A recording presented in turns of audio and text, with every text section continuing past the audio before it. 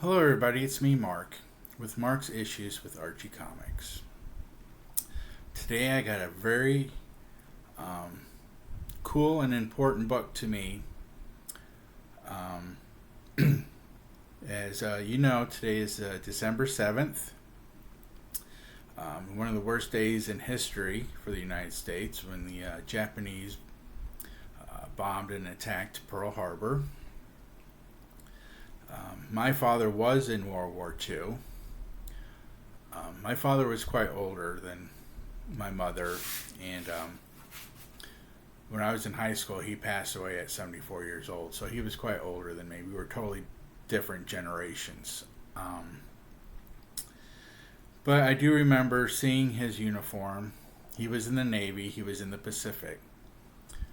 I remember stories when I was younger. He didn't talk about the war much, but once in a while, I'd ask him something about it. And he was in Pearl Harbor on December 5th. And he left on a transport, and he was heading to San Diego. And the Japanese did attack. They attacked on Sunday, December 7th. And his transport turned around midway and actually went back to Pearl Harbor. So he had just missed Pearl Harbor. Luckily, I guess, for me. And he got back, and then he did go to war.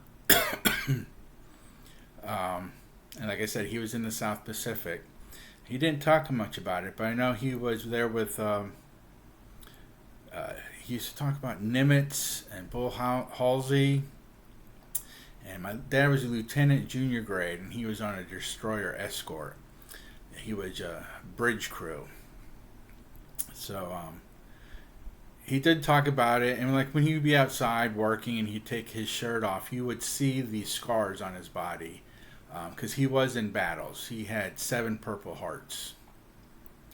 And there was an old picture of him.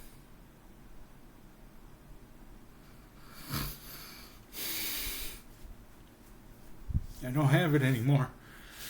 But he was probably about 20 years old. And he was all bandaged up on a hospital ship. And believe it or not, he was reading an Archie comic. And today I got that comic. It's Archie 14. Really, really cool story. Let me pull it together here for a minute. This came out in June of 45. So I'm not sure where he was hit, but I know he was... or what battle he was hit. I know where he was hit because you could see it.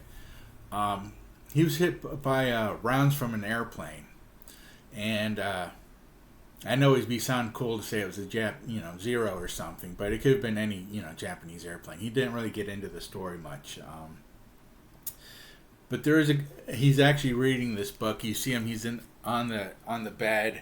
He's got his leg up in traction, and he's got the book open so you can kind of, see the cover kind of like that. It took me a while to remember which book it was. I had to go through all the pictures of Archie books to find it. But this is a wartime book. And it is my first MLJ book, which MLJ later turned into Archie Comics. I mean, Archie got super, super popular. This is a cover by Bill Vigoda. And it has his interior work inside, as well as Bob Montana, Bill Wagon, Terry Wachzienick, and Stan Borak. And it has all these little things in there that are war related. One of the stories is Archie is... he's trying to find a job, and he finds a job at a department store because the department store is short on labor because all the men are in the military, and all the women are working on the factories, putting the tanks together, the munitions, the planes, the jeeps, all that stuff. So they were very hard up for labor back in these days. So there's signs in the windows. We'll hire anybody. We just need a person in here. Type, signs all over. Help wanted. So Archie gets a job, and of course Archie being Archie, he fumbles it up, and he ends up losing the job. But he makes just enough money to go and buy war bonds. And where he's buying the war bonds, the lady behind the desk that's selling him the war bonds, there's a sign on the front of her desk that says "Scrap the Japs," and that the title of that story was called "The Patriot." And then there's a story in here where Betty and Veronica have to work in the high school cafeteria for the teachers' lounge cafeteria. Because again, they're short on employees because everyone's working for the war effort back in the day. And at the end of that story, I believe it says, "Are you turning in your scrap paper for the scrap drive?" And that's why a lot of these books are gone, because a lot of people turned them back in for the war drive, for the drives that they had for. Because everything was shorthanded, whether it be food or paper or brass or just metal, aluminum, all that stuff. They were it was in hot demand back then. And in the last story, it's Archie the Gay Blade. He's Veronica's dating Corporal Brent at the military academy, and I just thought that was interesting that they put it in a military academy, because they wanted the younger people to go and learn, because they didn't know how long this war was going to last either. But it's a really cool special book to me. In my head, I like to pretend it was my father's, but I know it's not.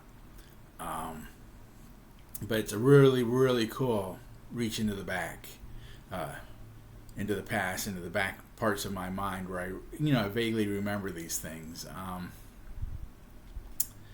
Like I said, this is a 1945, so it is a wartime book. I loved it. I loved reading it. I could see why my father probably read it. I mean, there probably wasn't a lot to read out there, but it is a fun read. And just a little trip back in memory lane there. Like I said, today's December 7th. It changed the world. It changed my father. In a way, it changed me even, all those years after. I wasn't born until 69. So it changed a lot of things that day. So that's all I have. Thanks for putting up with my lemon tree, as Steven likes to call them. And I'll put out a video this coming Tuesday, also my regular video. I just wanted to do something special for December 7th. And if you made it this far, please like, please subscribe, and please share. And remember everyone's grandfather. I think most of the World War II vets are gone now, but there are other vets out there. So listen to their stories. It could be important one day. All right. Peace out. Bye.